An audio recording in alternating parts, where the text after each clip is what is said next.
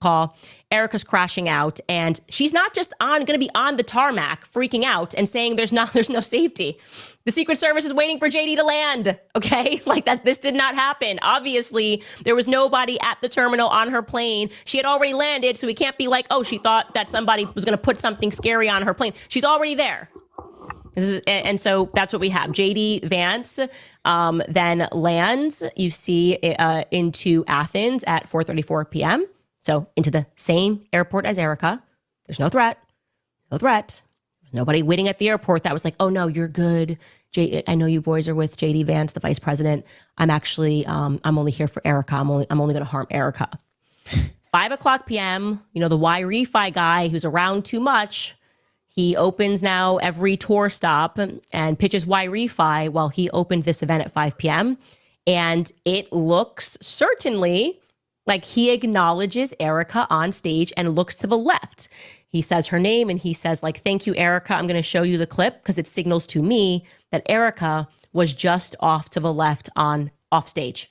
Like, that's where you would stand. I've done a million events that she was just off stage, probably was going to come out and speak and say some words. Listen to Lane Schoberger. Erika continues to support and inspire us every day to keep pushing forward and fighting for the idea that everyone deserves a path to redemption and prosperity. So Erika, thank you. Thank you for your friendship and believing in Y-Refi. So Erika, thank you. I'm telling you, I am with Barron on this. She was in the building and she was backstage where people could not see her.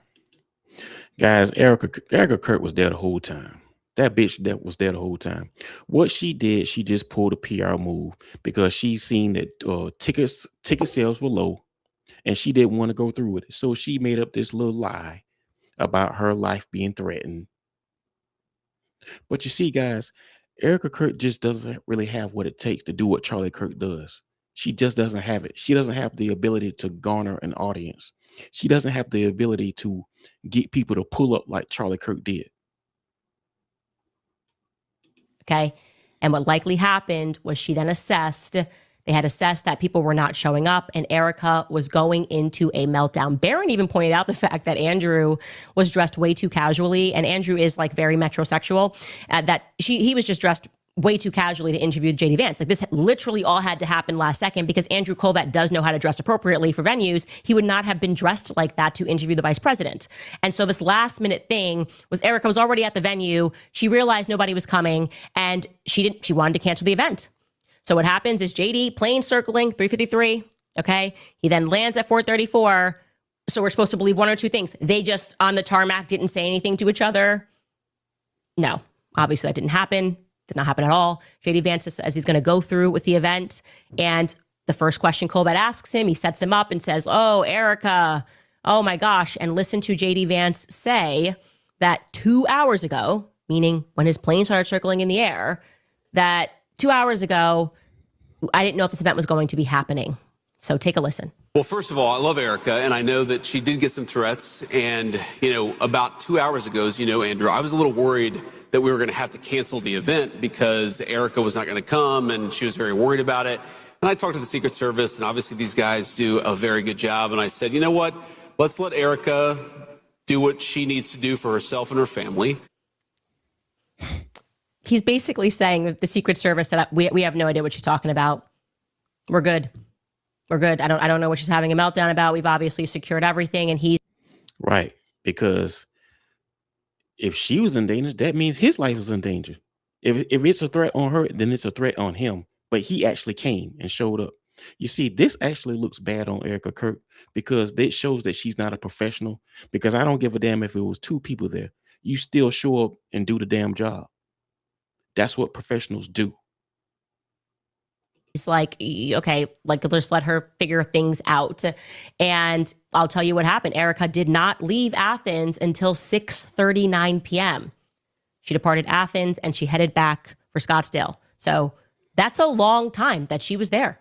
Okay, Erika was there for 4 hours. And there was, as the Secret Service determined, no credible threat. They would not have ignored a serious threat against Erika Kirk because that would mean there was a serious threat against the vice president. She was interviewing him. You don't separate that. And what are we to take from this? I just want to be clear, and I will continue to say this. I don't care if I have to be public enemy number one. Erika Kirk is malevolent. She is malevolent. You have to accept that, because it's not only that she's capable of lying to us. Okay, she does it often. It's the manner in which she does it. There is always a bend toward evil. Okay, let me explain what I mean. Tons of people that lie. There are people who literally have to lie for a living, PR agents, right? They have to kind of always tell us a white lie. And usually it is to afford some protection to their client. We're used to that. Oh, this artist is actually being treated in the hospital for exhaustion. Okay, we get it. They probably had an overdose and they're probably headed to rehab, right? But they're not going to tell us that, because is it really our business to know that an artist had an overdose? Probably not, okay? But then there are circumstances when artists do something that is wrong and it's in public. Think when Morgan Wallen, the country star, threw a chair out of a bar window downtown here in Nashville, which he had some bad luck and unfortunately landed a few feet away from some police officers. He gets arrested. What does he do after that? He issues a public apology, said that, I went to the police station. I wanted to make sure that I apologized to everyone. I'm not happy about what I did, blah, blah, blah, blah. Okay? Yeah, that's what you do. And you know what? The public is actually very forgiving normally. I love Morgan Wallen. He gets into trouble. It's almost like a part of his brand. The public is very forgiving when you are honest and you own up to your own crap. It takes a very different and a very specific breed of an individual to do something wrong and then to blame the public, okay? To throw a chair out of a bar window and then to direct your public relations team to tell the vice president that you did it because there was an immediate threat to your safety in that bar. And that's ultimately the result of deranged fans online that comment every time you sing a good country song and you threw that chair because you needed the fastest route to get back to your kids at home. Oh, I'm sorry. Now it's our fault that he threw a chair? Okay, that's weird. It's a little bit psychopathic. Only a very specific breed of a human could muster the shamelessness that it takes to abandon your public commitment. You committed that you were going to be there. You then decided you didn't want to do it. And to be clear, out of an act of vanity, you decided you didn't want to do it. You were like, oh, not enough people here. I don't want to do this anymore. And then rather than owning that and issuing a statement online and saying I didn't want to be there, or maybe nicely saying that, I'll come out in a couple of days and explain to you guys why I pulled out last second. She then directs her PR team to not just make up a lie, but to create an existential threat to her life, which will ultimately assign blame on the public. Candace, she's not going to own up to that, because this will be the end of her. And guys, Turning Point is on the decline. Turning Point is on the descent. And Erika Kirk is pretty much just tarnishing Charlie Kirk's legacy day by day. Every time she talks, every time she makes an appearance. Because she's very performative. Something about her just seems very dishonest. And, Charlie Kirk's legacy is at jeopardy. You guys failed to protect me. That's why I'm not here tonight. That's vicious.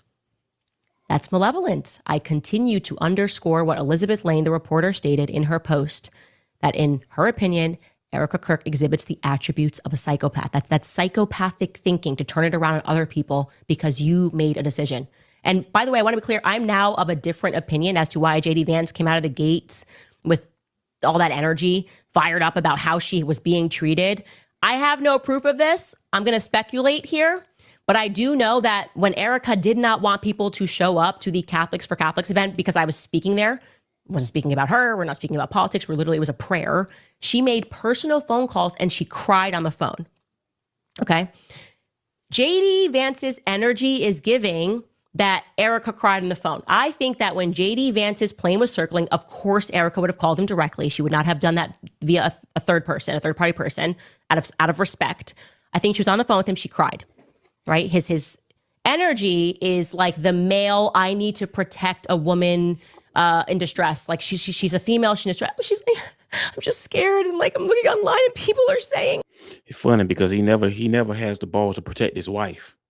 Like, they're just saying that like they want me to die. And I'm just so overwhelmed right now, Mr. Vice President. I'm just so overwhelmed. Dab, dab, dab, no tears. I'm so overwhelmed. And he was probably like, oh my God. And my kids, I just don't want my kids to be an orphan, Mr. Vice President. I'm so sorry. That's what I think went down.